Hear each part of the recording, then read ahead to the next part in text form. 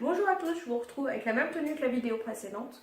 Je profite que mon chéri est en train de bricoler dans la cave pour tourner une deuxième toute petite vidéo sur les dernières acquisitions que j'ai fait niveau livre et surtout niveau fable conte.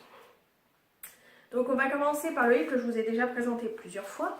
C'est Alice au pays des merveilles qui est illustré par Benjamin Lacombe et c'est entre guillemets à cause de lui que j'ai fait les achats suivants ou les cadeaux suivants.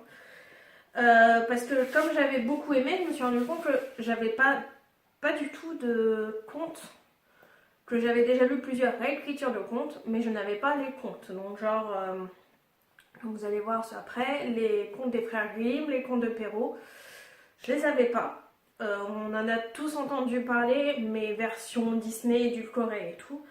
Donc je voulais quand même avoir les versions originales. Les versions originales. Donc voilà, donc vous pouvez trouver le deuxième. J'ai vu le deuxième hier à la FNAC. Il est dans les tons violets, toujours illustré par Benjamin Lacombe. Donc si vous le cherchez, c'est Alice au pays des merveilles, de l'autre côté du miroir. Après, un livre que je vous ai aussi déjà montré, c'est les contes cruels de Grimm, où mon chéri a un peu galéré pour trouver cette version-là, parce que en fait, les autres versions qu'il trouvait, c'était des versions édulcorées, comme je vous l'ai expliqué, pour pas trop choquer les lecteurs. Donc là, ça a été apparemment dans une ancienne bibliothèque, il a réussi à trouver ça.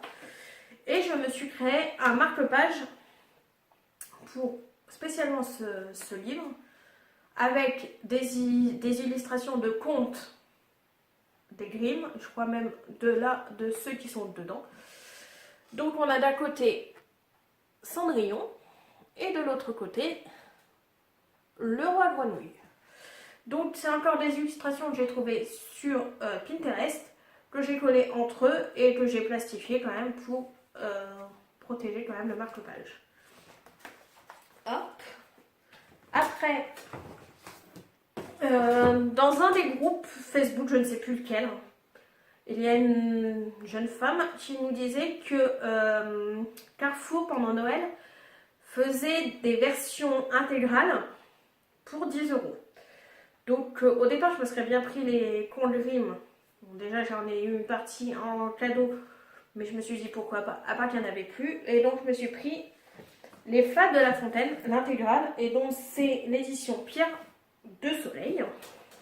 Donc voilà, c'est juste un gros pavasse avec des illustrations très jolies. Je prends une au hasard. Hop, voilà. Et j'avais déjà une autre version des Fables de La Fontaine, alors pas du tout intégrale, donc je pense qu'il y a des fables que je ne connais pas. J'avais, quand j'étais gosse, j'avais cette version-là, alors l'édition, la voici, la voilà. Et pareil, encore très bien illustré.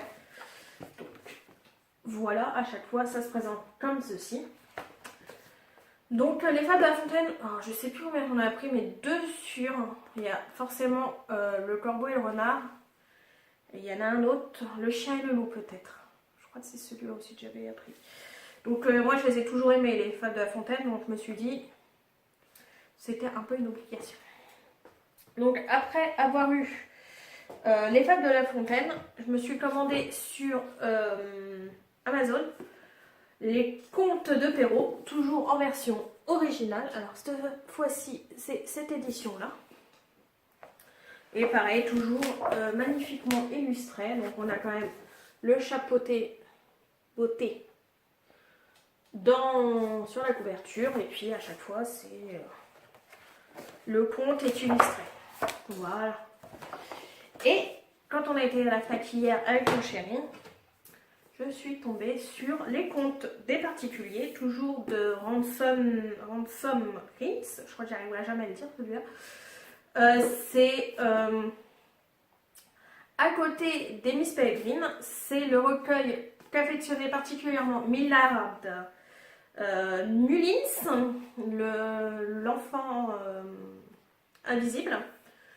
Et donc c'est une série de contes sur les particuliers.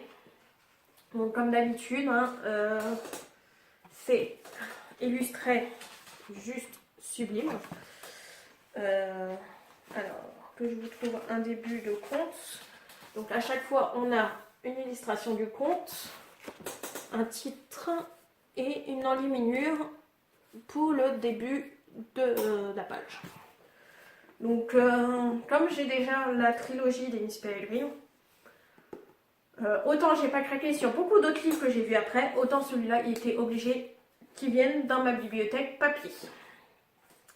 Et ben voilà, une petite vidéo de moins de 10 minutes. J'espère qu'elle vous a plu quand même. On se retrouve donc à la fin du mois pour le bilan lecture du mois de janvier et le bilan du Cold Winter Challenge. Je vous souhaite une bonne journée. Au revoir!